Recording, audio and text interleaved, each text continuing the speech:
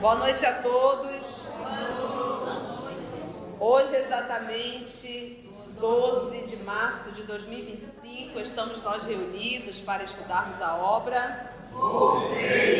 Vamos iniciar fazendo a nossa prece de gratidão, que será realizada pela nossa amiga Lourdes. Logo depois, a nossa querida Lúcia irá fazer a recapitulação do nosso último estudo. Nossa Cecília anda um tantinho dodói, não pôde se fazer presente, mas a nossa irmã Lúcia irá fazer o trabalho. Lourdinha, você ora pra gente?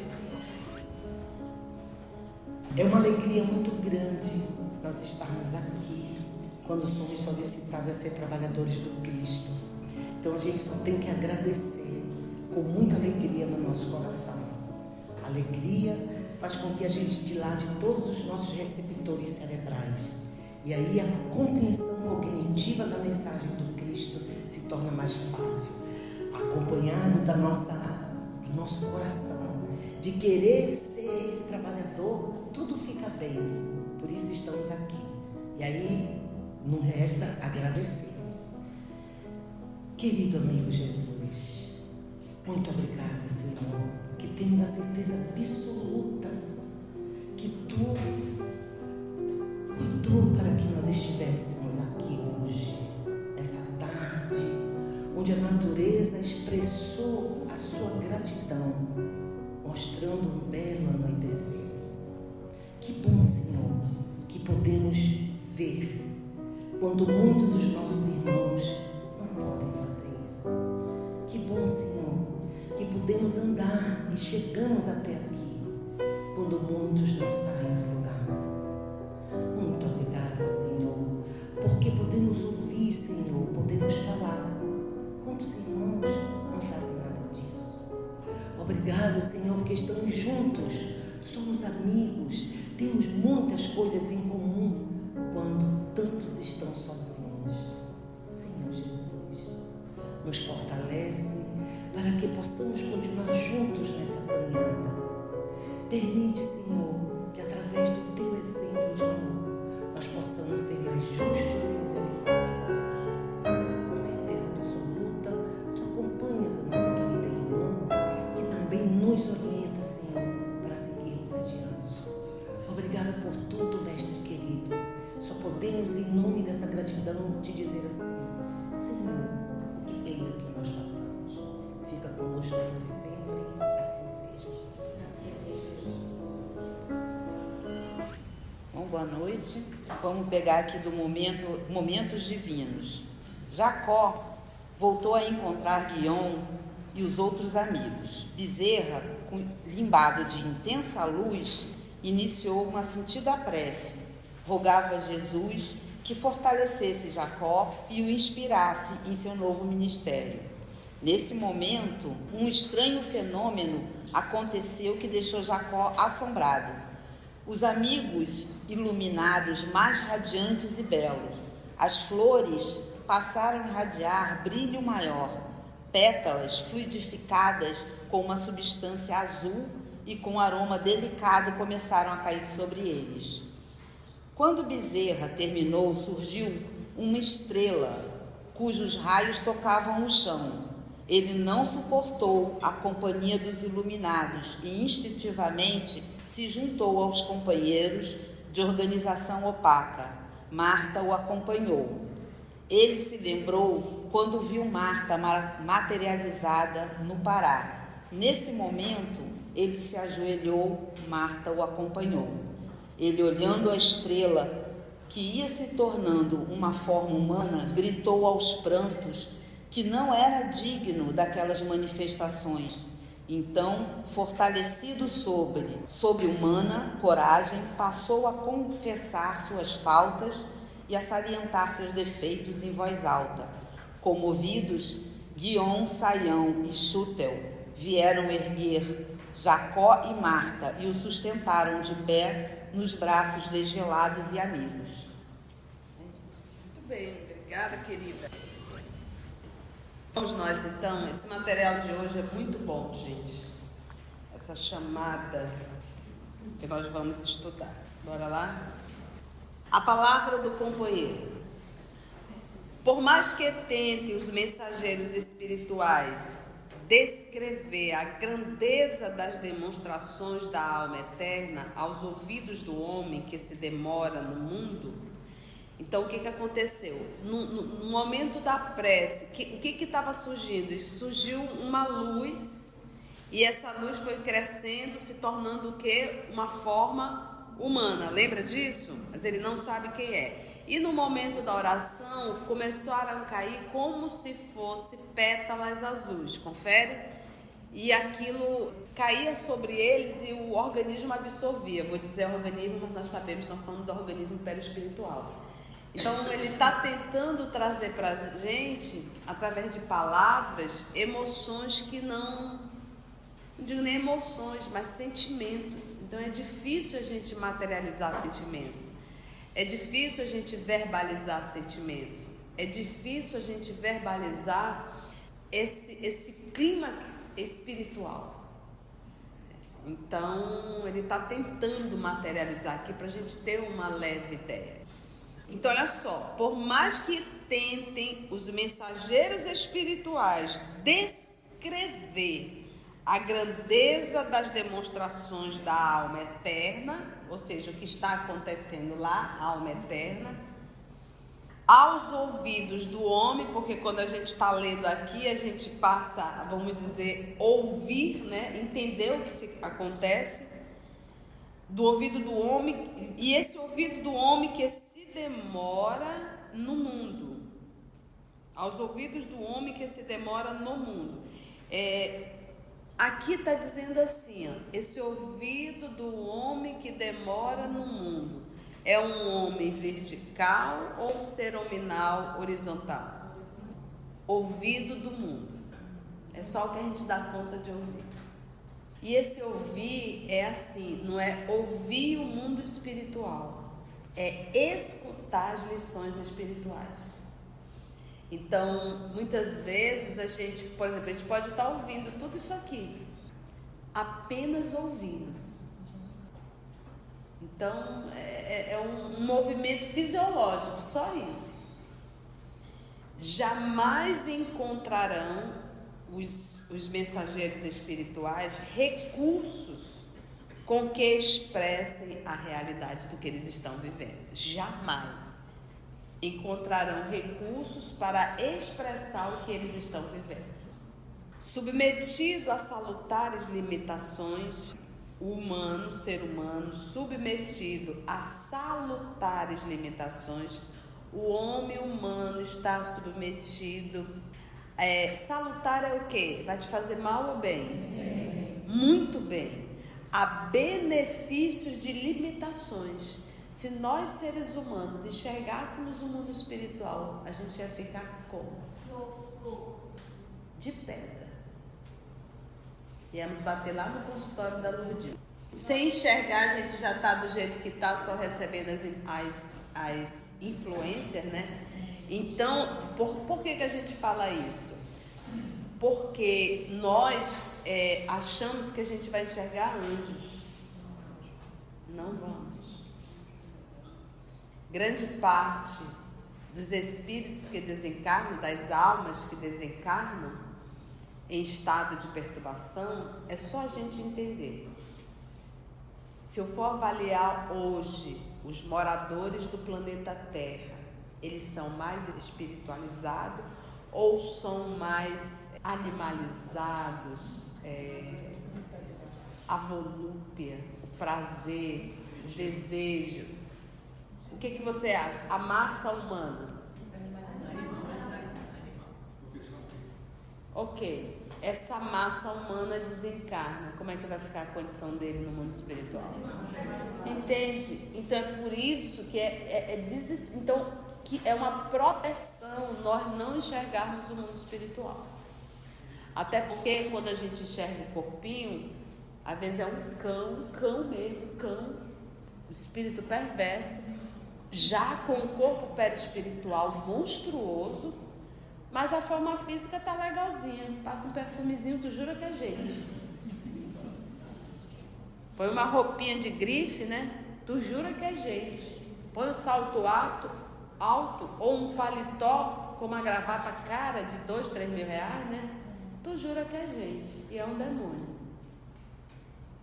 Então imagina a gente tendo essas visões todas. Então por isso é que ele usa o termo aqui, jamais, então, submetido, é uma submissão, submetido a salutares limitações. Nós temos limitações. O espírito encarnado é incapaz de traduzir a beleza celeste. É incapaz de traduzir a beleza celeste. Aí a gente pega aqui Livro dos Espíritos, pergunta 10 e 11. Veja a questão de número 10, porque aqui ele fala assim, olha, presta atenção. O espírito encarnado é incapaz de traduzir a beleza celeste. Aí vem a questão número 10. Pode o homem compreender a natureza íntima de Deus? Não. Resposta: não. Falta-lhe para isso o sentido. E a 11? Será dado um dia ao homem compreender o mistério da divindade, quando não mais tiver o espírito obscurecido pela matéria, quando, pela sua perfeição, se houver aproximado de Deus, ele o verá e compreenderá. Entendeu?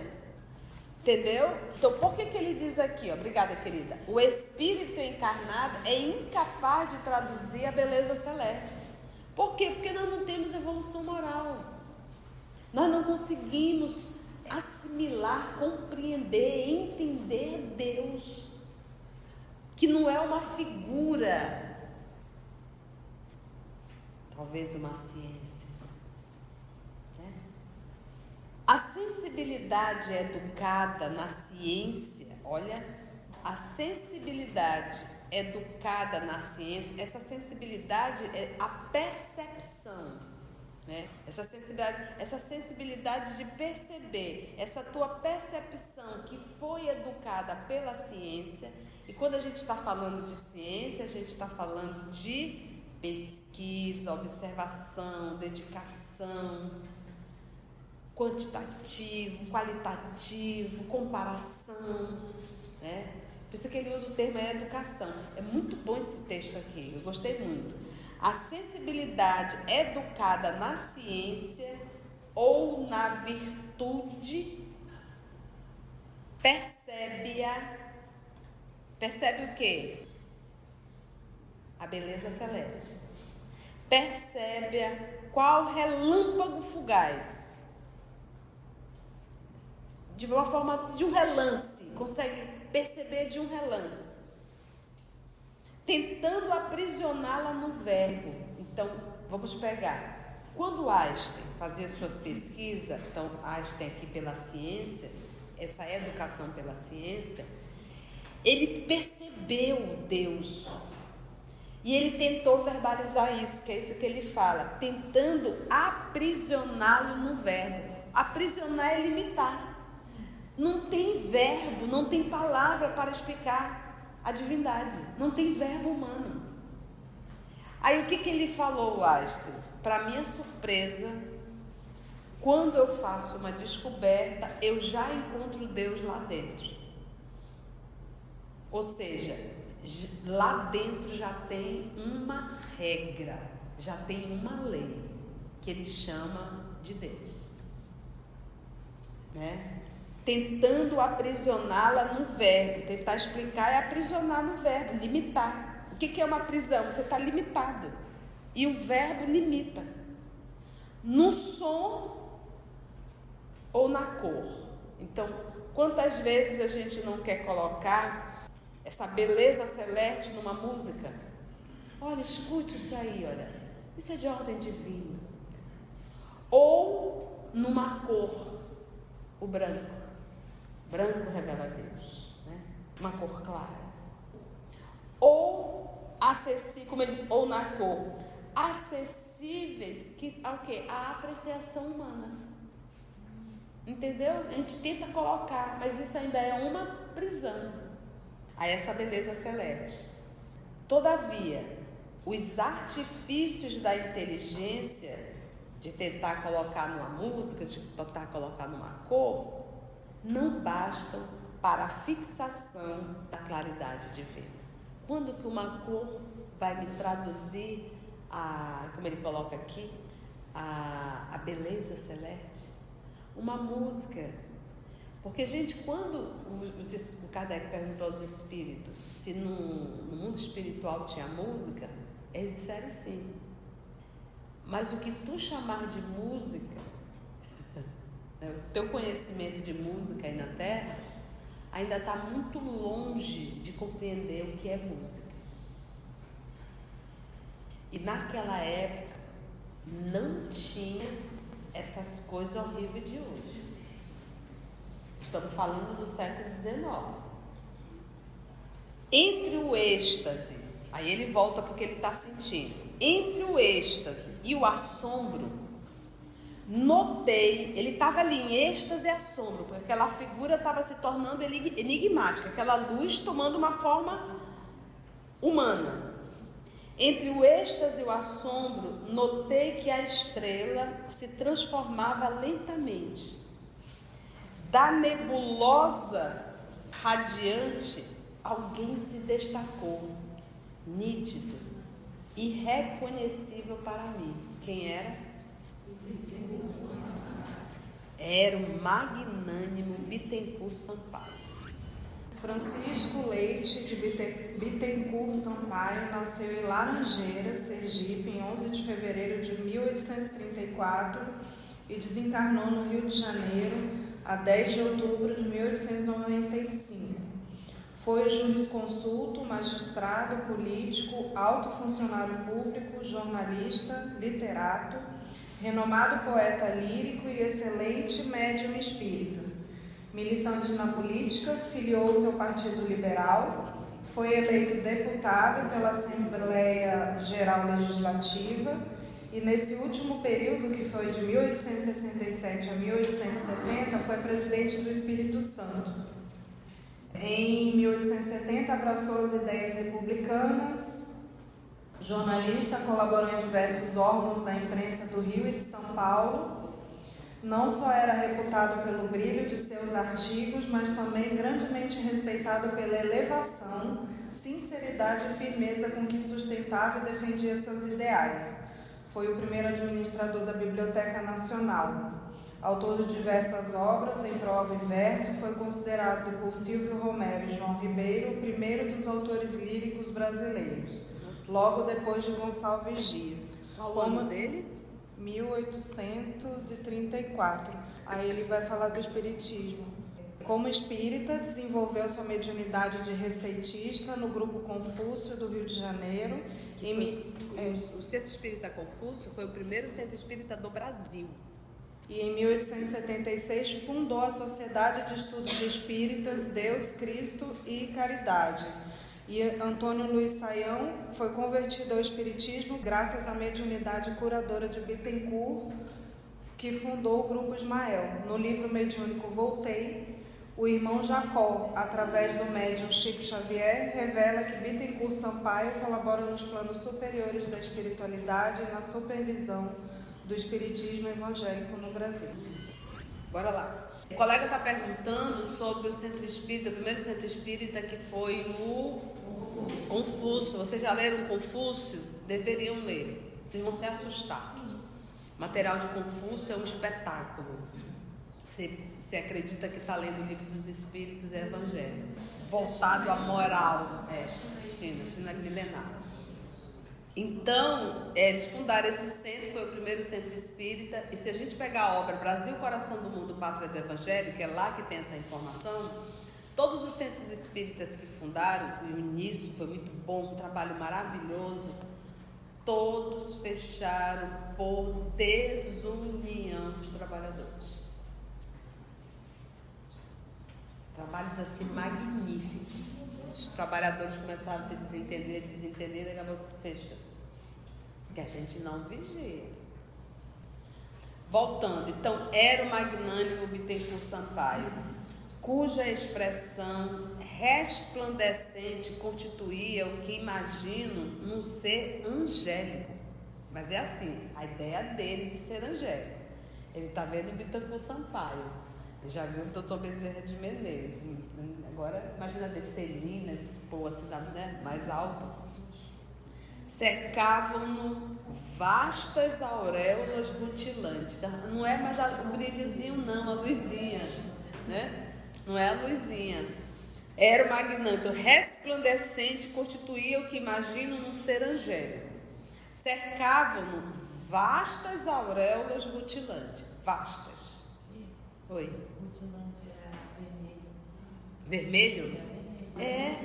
E é tão interessante que ele trouxe aqui, tia, rutilante é o vermelho. E aí a gente vai, quando a gente pega a questão do livro dos espíritos, que ele vai perguntar, Kardec pergunta, e o espírito tem cor, né? Ele diz tem, que vai ali do escuro ao brilho do rubi. Então o cidadão já está muito bem o Bittencourt Sampaio, né? Cercavam-no vastas auréolas rutilantes. Vastas auréolas rutilantes. Surpreendido e envergonhado, busquei recuar. Surpreendido. Menino, Bittencourt Sampaio, eu nem imaginei que era tudo isso, né? Ele ficou surpreso. É só a gente pensar, o professor Denizar Rivai se revestiu de um professor. Era um professor, né? O nosso Chico, um secretário lá da Fazenda Modelo, né? Porque a gente acha que ser grande, a gente faz uma avaliação horizontal. Aí você está achando que o grande empresário vai ter, não. Às vezes é até...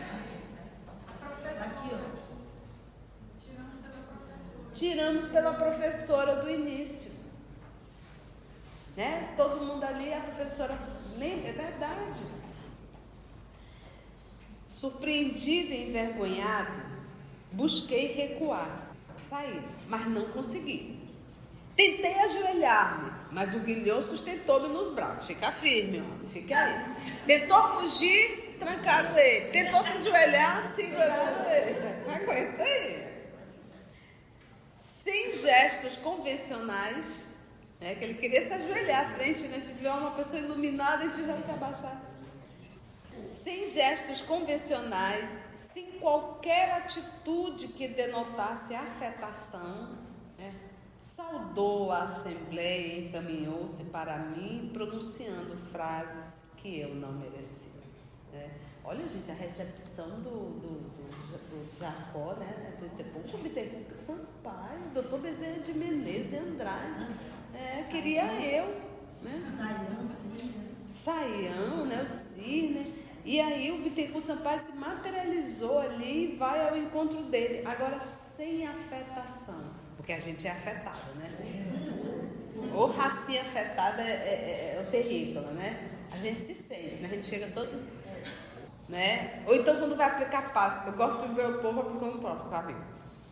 As pessoas são muito afetadas, inclusive quando vão aplicar um passe, parece assim que está tirando alguma coisa da pessoa que vem nas mãos do passista e ele faz o movimento de jogar, né?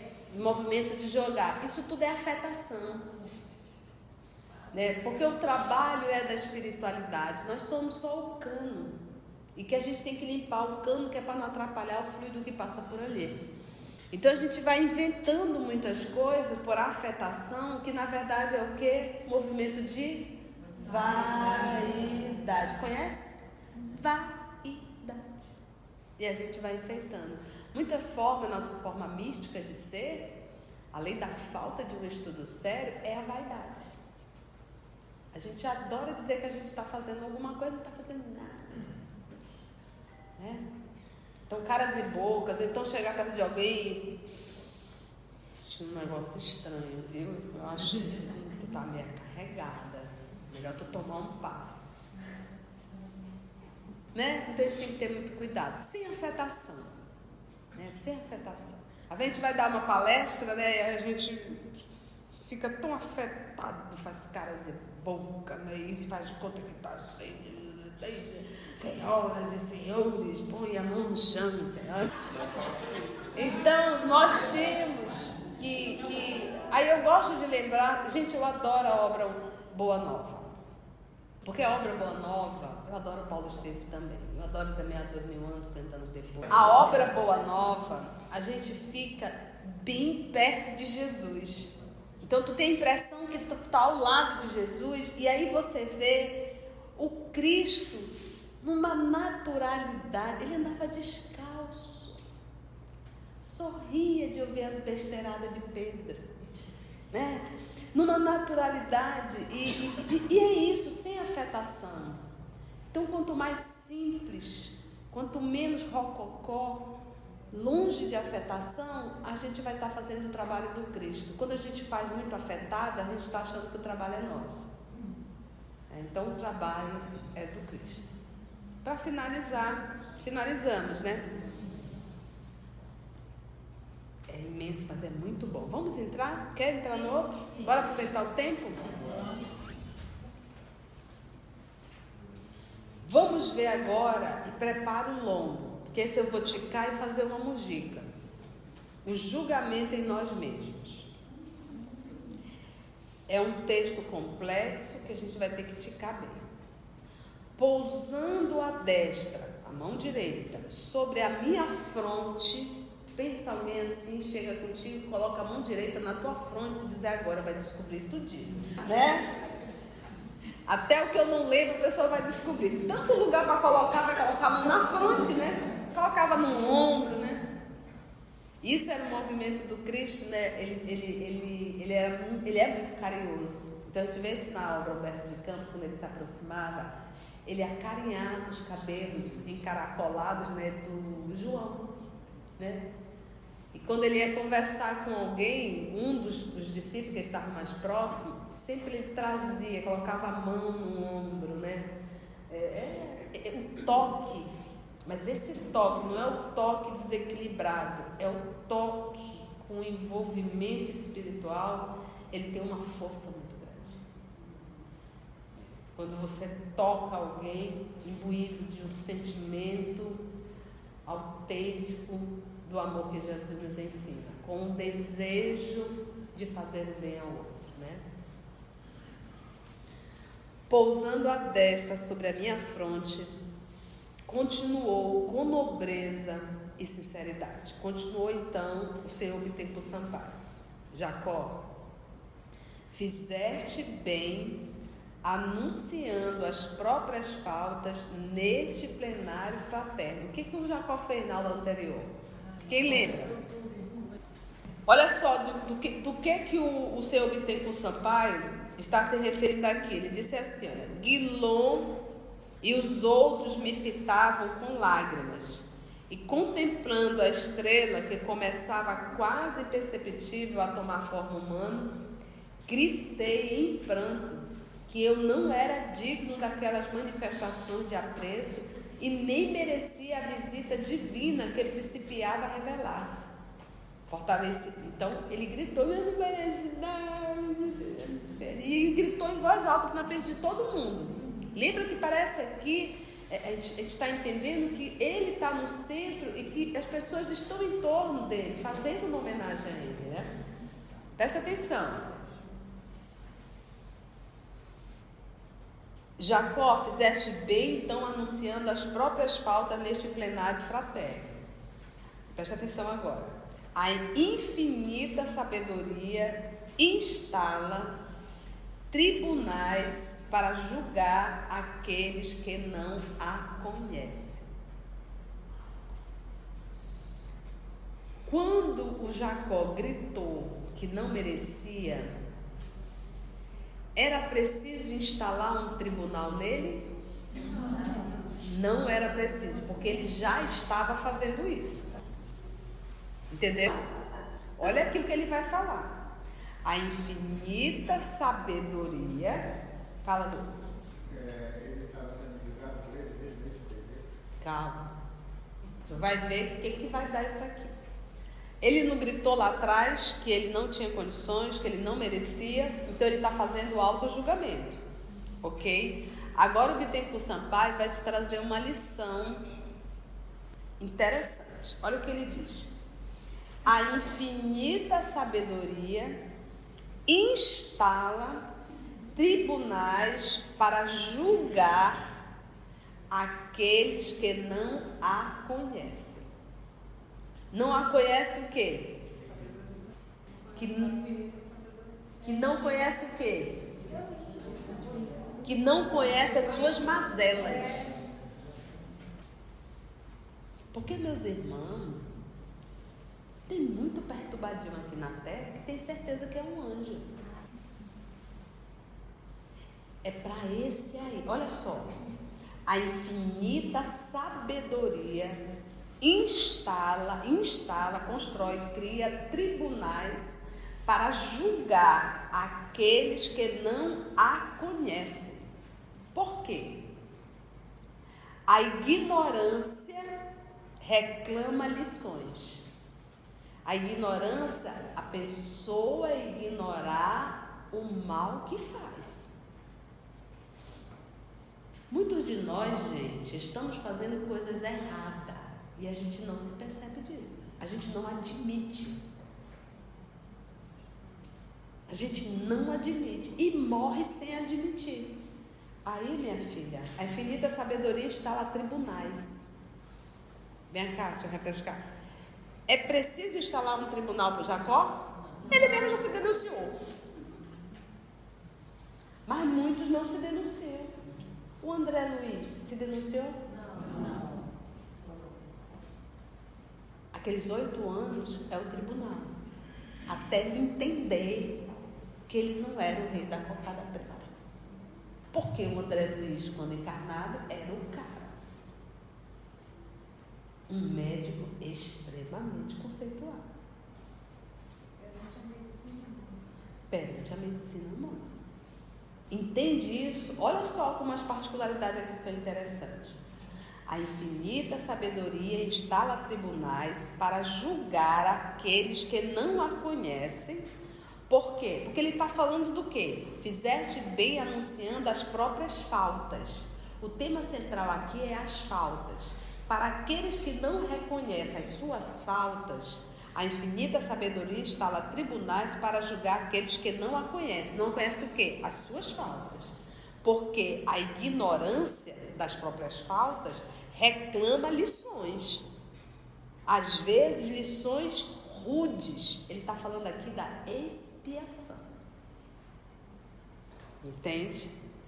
Eu não reconheci a falta, me coloco na condição de vítima, agora você vai expiar. Mas isso é o quê? Como ele coloca aqui, lições, e lições o quê? Rudes, dos planos exteriores, reencarnação. Mas os filhos do conhecimento santificante condenam ou salvam a si mesmo. Então, olha só, os que ignoram vão precisar desse tribunal para julgamento, que é a própria lei, processo expiatório, processo da dor, do sofrimento. Mas os filhos do conhecimento, quem é que é o filho do conhecimento?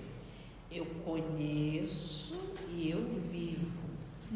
Nós temos que entender o que é, e até na ciência a gente estuda isso, o que é informação e o que é conhecimento. Então, quando ele usa o termo aqui, os filhos do conhecimento santificante, ele está falando que a pessoa já conhece já vive. E esses que vivem, são os filhos do conhecimento santo, condenam ou salvam a si mesmo. Qual foi a atitude do Jacó? Foi de condenar ou de se salvar? Com ele mesmo. O que ele fez? Ele se condenou. Mas por que ele se condenou? Porque ele é aqui, ó. Fala aqui, ó. Ele é o filho do conhecimento santificante. Ele fez um auto-julgamento. Ele sabe o quão pouco ele fez. Ele não é mau, ele é bom, queremos nós estar no lugar dele. Mas ele se percebe ainda muito distante, então ele diz, eu fiz muito pouco. E o orgulhoso, o ignorante, ele ia dizer, nossa, me tem com o Sampaio, uhul. Entende? Cenas do próximo capítulo. Foi bom? É muito bom esse item aqui pra gente. Esse aqui a gente vai fazer uma bugica, bom? Se você chegou até aqui o final, deixa seu comentário. É muito importante a gente poder ler o teu comentário. Não esqueça de curtir para que possa divulgar a página. Dá o seu like, né? E, se possível, faça a sua inscrição no nosso canal e toca o sininho. Porque quando você toca o sininho, o YouTube avisa para você quando o EOS publicar um novo estudo. Então, receba um grande abraço da família EOS Manaus.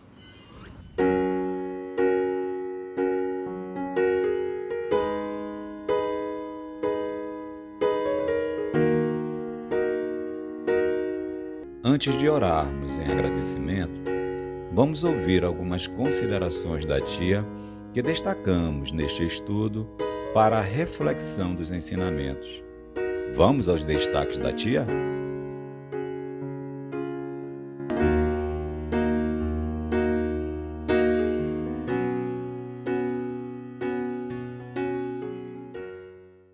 E esse ouvir é assim, não é ouvir o mundo espiritual, é escutar as lições espirituais. Então, muitas vezes a gente, por exemplo, a gente pode estar ouvindo tudo isso aqui, apenas ouvindo. Todos os centros espíritas que fundaram, e o início foi muito bom, um trabalho maravilhoso, todos fecharam por desunião dos trabalhadores. Porque a gente acha que ser grande, a gente faz uma avaliação horizontal. Né? Porque o trabalho é da espiritualidade, nós somos só o cano. E que a gente tem que limpar o cano, que é para não atrapalhar o fluido que passa por ali. Então a gente vai inventando muitas coisas por afetação, que na verdade é o quê? Movimento de vaidade. Conhece? Vaidade. E a gente vai enfeitando.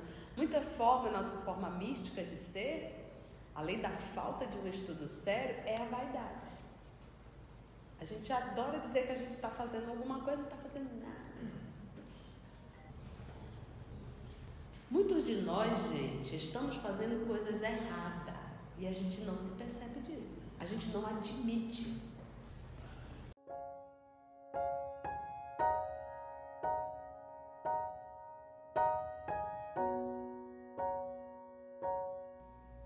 Assim, concluindo o nosso estudo de hoje e agradecendo o nosso Mestre Jesus por mais este momento de aprendizado, vamos orar?